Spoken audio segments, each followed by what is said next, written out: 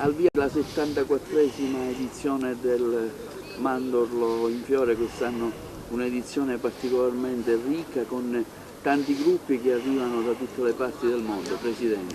Sì, quest'anno comincia di nuovo il Mandorlo in Fiore, il 74esimo, è il terzo anno consecutivo organizzato dal Parco della Valle dei Templi. Un'edizione, come sapete, rinnovata, in quanto non c'è solo folklore, ma c'è anche tanta cultura, perché i gruppi che vengono dai paesi di tutto il mondo sono gruppi riconosciuti dall'UNESCO Patrimonio dell'Umanità, e questo è quel quid in più, quel valore aggiunto in più che il Parco della Valle dei Templi ha saputo dare a una manifestazione di grande rilievo.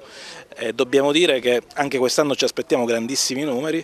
L'anno scorso abbiamo avuto una presenza di quasi 50.000 persone nella settimana del Mandorlo, un periodo invernale dove si fanno poche visite, dove ci sono poche persone, però diciamo siamo riusciti a coinvolgere in Agrigento una grande quantità di persone. Quest'anno ci sono quasi 20 gruppi folcloristici, ci sono 20 paesi che partecipano da tutto il mondo.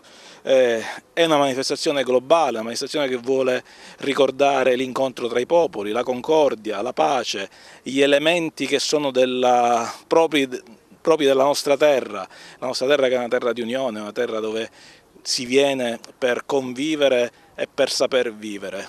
Si dice che in Sicilia tutto è bello, ed è ancora più bello di ciò che è bello nella nostra amata Italia, e quindi diciamo, anche questo Mandorlo credo che sarà ancora più bello di quello degli anni precedenti.